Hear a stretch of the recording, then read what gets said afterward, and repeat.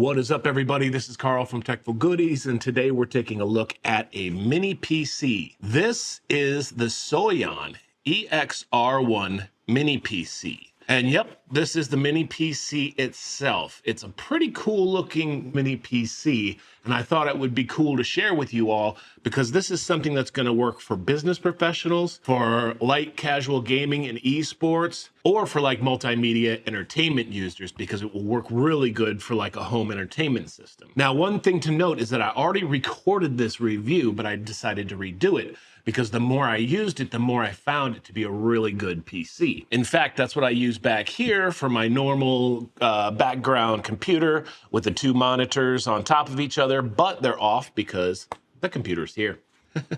So anyway, let's just take a look at some of the stats of this mini PC. I will bring a portable monitor here, check out the specs and the features and all that kind of stuff. So anyway, on the outside, all you have is this kind of cylinder type mini PC. Now this whole thing is a speaker, so the multimedia side of it should be awesome. If you want to use it for a speaker, I'll give it a test and put it on my mic through YouTube, and hopefully you'll get like some sort of idea of how it sounds. But on the back here, it's pretty simple. You have a USB-C port. You have 4 USB ports here. These are USB-A.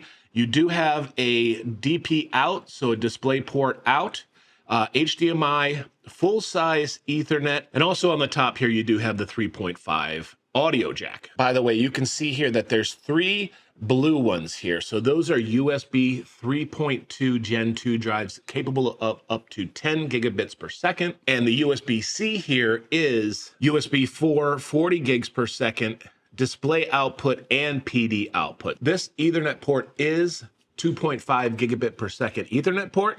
And so that means you get that extra speed if you have your network set up for that. Again, a lot of times the standard is a 1 gigabit per second, but this gives you the 2.5, gives you that extra speed. And it has Wi-Fi 6 and Bluetooth built in.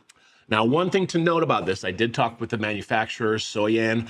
This is not a computer that you're going to take apart and sort of replace all the pieces on the inside. There's no particular way to open this case, I think, without ruining it. So just keep that in mind if you're planning to pick this up. As far as the power for this, the CPU is a AMD Ryzen 7 8745HS, which is 8 cores and 16 threads, max clock of 4.9 gigahertz. And as far as graphic capability, it has the AMD Radeon 780M, which, to put that into perspective, is basically kind of on the level of a GTX 1650 Ti. 32 gigs of DDR5 RAM, 1 terabyte storage, and a lot of cooling. So if you look on the bottom here, these are all cooling fans that push the air out.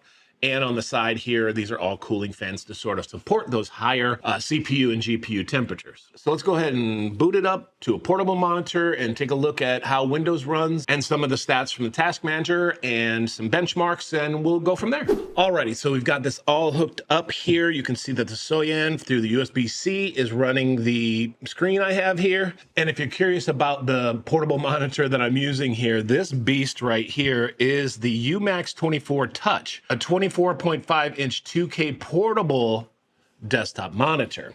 So this is absolutely beautiful. It works perfectly with this mini PC, so I'm going to go ahead and mess around with it. It is 2K, so you can see it is a very large resolution. And because it is touchscreen, I don't need a mouse and keyboard while we do this. I'm going to go into the display settings here, and we'll take a look at, 2560 by 1440. So we'll go ahead and open up the task manager here, and we're going to go over to here. So it does have the AMD Ryzen 7 8745HS with the Radeon 780M graphics. So if I jump down to the GPU, you will see the AMD Radeon 780M graphics. You can kind of see everything that's going on here. A 1 terabyte disk, and memory is 32 gigabytes of 4800 megatransfer dual channel memory. So that's nice. So basically, this is all set up, again, like I said, if you're kind of like a business professional, light gamer, casual gamer, or if you want to run your media center on your TV, you can definitely do that. And we'll go ahead and run a couple games on here, see how they run, see what kind of frame rate you get, because I think that that's important so you get a sort of level of what you can do on here. First, I'm going to run the 3D Mark demo. We'll get a score from that. Then we'll try a couple games, and then I'll play some multimedia on here with the speakers, see if you can get a good idea of how the speakers sound. Alrighty, so we'll do Time Spy here, which is the very common one that is run on these kind of computers. And the speakers that you're hearing right now are actually playing through the mini PC itself, so you get an idea of kind of how that sounds.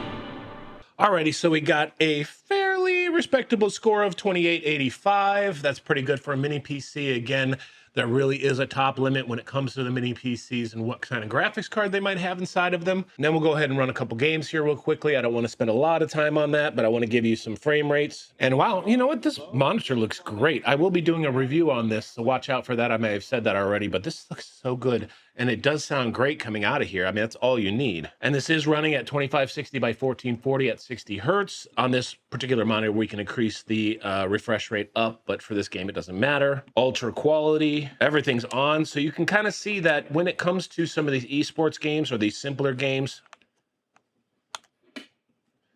this will run just absolutely perfect.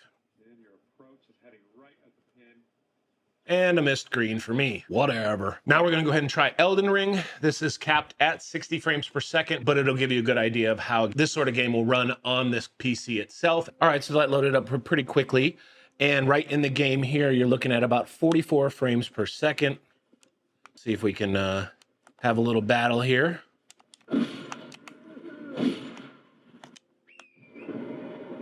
And we're getting a solid 50 frames per second kind of while riding around. Let's look at the big areas here. Getting about 39, 40. Let's go ahead and take a look at what the settings are. Let me get in a good spot so I don't get absolutely destroyed while I'm looking at the settings. All right, 1920 by 1080, which is good. Even though this is a bigger screen, you want that lower render so that you can get that higher frame rate. Everything is on low. Auto detect best render settings. So this is probably about as low as you can get on this particular game, but still get some sort of playable action here. So as long as you're above 30, you can play it, but people like 60, like, 120, all that kind of stuff. So that just gives you an idea of how well this runs on this particular machine. And so that's about it. This is one of the better sort of mini PCs I've sort of shown on my channel. I think it's definitely something to take a look at if you're looking at an all-in-one solution.